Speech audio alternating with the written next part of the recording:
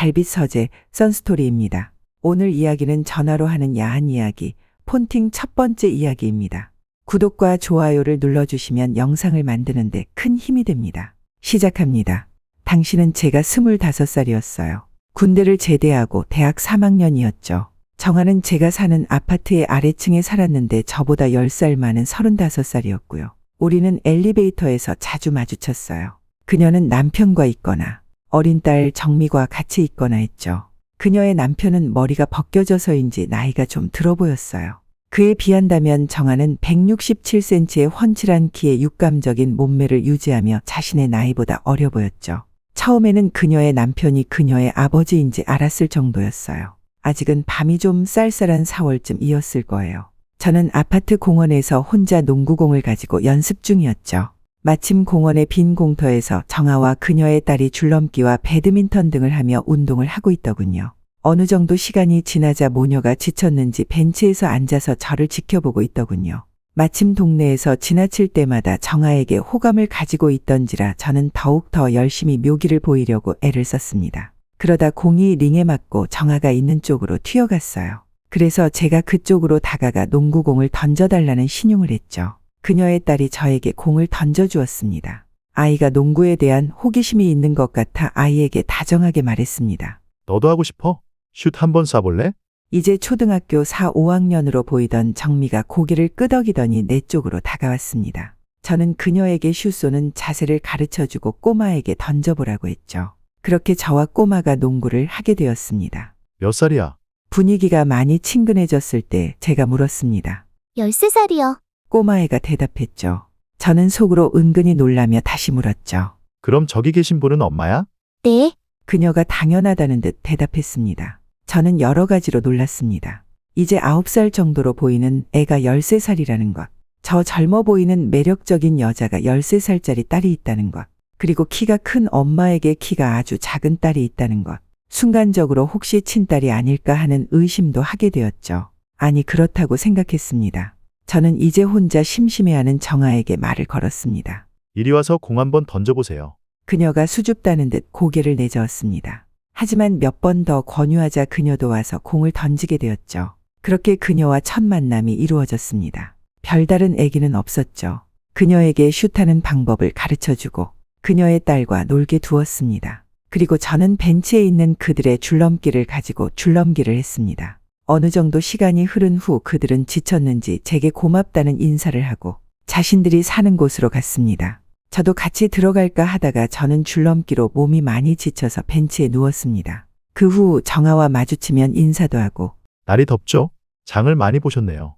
이런 일상적 대화는 하는 정도가 되었습니다. 그러던 어느 날 소나기가 무섭게 내리던 날이었습니다. 전철역에서 나와 우산을 막 펴려고 하는 순간에 한 여자가 우산이 없는지 밖으로 나가는 것을 망설이는 모습을 보게 되었죠. 정하더군요. 저는 반갑다는 듯 아는 척을 했죠. 안녕하세요. 네, 안녕하세요. 그녀의 대답이 매우 힘이 없었습니다. 아마도 우산도 없는 상태에서 소나기를 맞는 것이 걱정한 듯합니다. 우산 없나 봐요? 저랑 같이 쓰고 가시죠. 고마워요. 마침 우산 파는 곳도 없고 막막했는데. 그녀가 구세주라도 만난 듯 대답했습니다. 가는 동안 우산 하나로 장대 같은 비를 피하느라 우리는 상당히 밀착했습니다. 그녀의 뭉클한 살의 느낌이 와닿았죠. 그리고 그녀의 화장품 냄새까지 코로 전해지면 진한 성욕을 느끼게 되었습니다. 갑자기 침이 마르는 것을 느끼게 되었죠. 그러다가 갑자기 천둥이 쳤습니다. 오르르릉 꽝. 그 소리에 그녀가 깜짝 놀라며 제 팔을 꽉 움켜쥐더군요. 놀랐나 봐요? 네, 번개 치는 거 무섭잖아요. 그렇죠. 저도 좀 놀라서요. 근데 오늘 밤새도록 번개 친다고 하던데. 그녀가 놀라는 모습이 재미있어서 제가 장난삼아 말했습니다. 그래요? 어머 어쩌지 그러면 잠 못 자는데. 그녀는 농담을 진짜로 받아들이고 걱정하며 대답했습니다. 네? 그래요? 그러면 아저씨에게 재밌는 이야기 해달라고 하세요. 재밌는 얘기하면 덜 무섭죠. 그렇기는 하지만 우리 그이 집에 없어요. 제가 주말부부잖아요. 아, 네, 그랬군요. 순간 제 머릿속에 묘한 상상력이 발휘되었죠. 매력적인 이 아줌마가 주말이 아니면 혼자 사는 아줌마였구나. 그러면 이따가 번개 치면 저에게 전화하세요. 제가 재미난 이야기 많이 해줄게요. 저는 왠지 이 기회를 놓치면 안 된다는 생각이 들었습니다. 그래서 믿져야 본전이라고 생각하고 그녀에게 말을 던졌죠. 그런데 그녀의 반응은 나쁘지 않았습니다. 정말 그래도 돼요? 하지만 난 댁의 전화번호를 모르는걸요. 괜찮죠?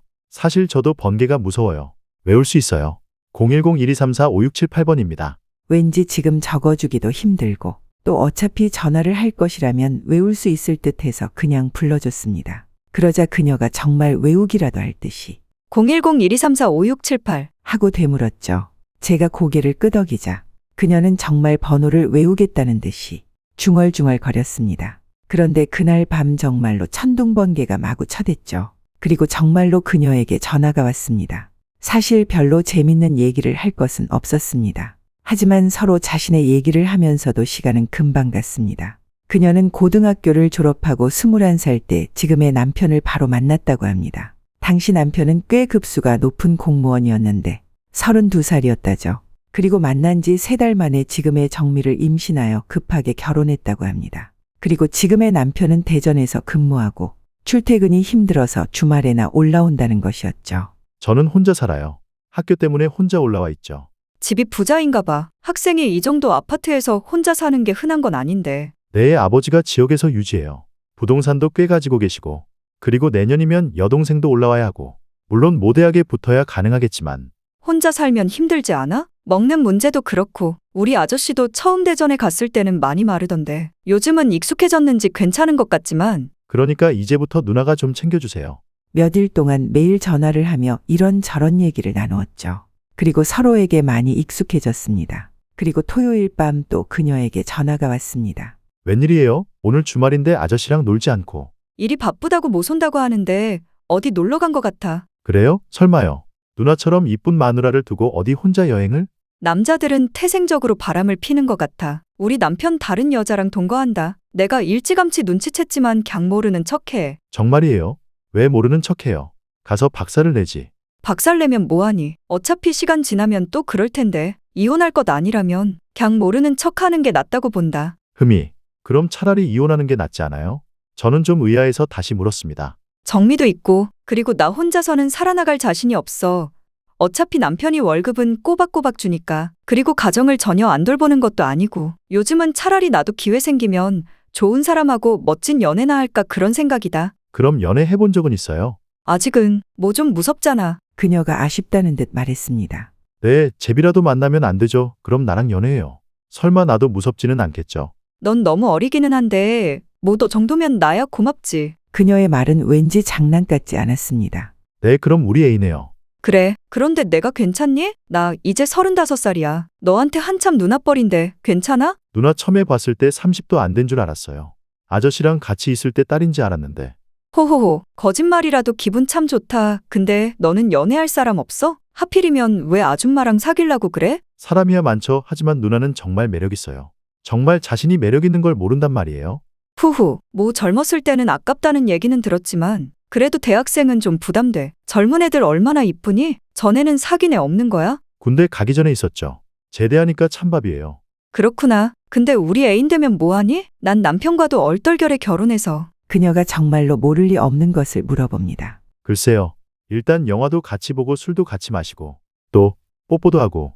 저는 그렇지만 성실히 대답했습니다. 그리고 은근히 그녀가 어느 정도 선까지 허용할 것인지가 궁금하기도 했고요. 뽀뽀. 그것도 해야 해? 그럼요. 더 심한 것도 해야 하는걸요. 더 심한 것? 그게 뭔데? 정말 몰라요. 그럼 곤란한데. 이궁, 은큼하기는. 너 알고 보니 바람둥이구나. 그녀의 대답이 부정적이 않는 것이 이제 그녀와 진한 관계가 될 것이란 확신이 들기 시작했습니다. 연애는 원래 바람둥이랑 해야 즐거운 거죠. 좋잖아요. 서로 부담 없고. 그래, 부담 없는 게 좋기는 하지. 근데 너 얼마나 해봤니? 잘해? 네? 뭐가요? 그녀가 묻는 것이 세수에 대한 것인지 알았지만 다시 물었습니다. 좀 전에 심한 것이라는 거. 세수요? 헉, 너무 노골적이다. 노골적이기는요. 그냥 군대 가기 전에 조금요. 잘하는지는 모르겠지만 상대가 좋아했던 것 같아요. 어떻게 좋아했는데? 어떻게 좋아했다? 정말 몰라요. 순진한 거예요? 좋아 본 적 없나? 응, 나 사실 잘 몰라. 정말 다른 여자들은 소리내고 그래? 이런 결혼까지 한 아줌마가 정말 모르나 보네. 아저씨가 잘못하나. 글쎄, 잘 모르겠어. 근데 남편도 그러더라고. 내가 너무 못 느끼는 것 같아서 재미없대. 이런 정말인가 보네요. 글쎄요, 못 느끼는 여자도 있기야 있겠죠. 나랑도 못 느끼면 곤란한데. 그렇지? 그녀가 걱정스러운 듯 말했습니다. 아니요, 제가 성심껏 할 것이니까 그럴 리 없을 거예요. 제가 정말 잘하거든요. 야릇함으로 끝난 오늘의 이야기, 충분하게 선 스토리가 되었는지요? 이번 시리즈는 연재물입니다. 후반으로 갈수록 흥미진진한 이야기가 준비되어 있습니다. 구독과 좋아요 누르고 다음 이야기를 기다려주세요.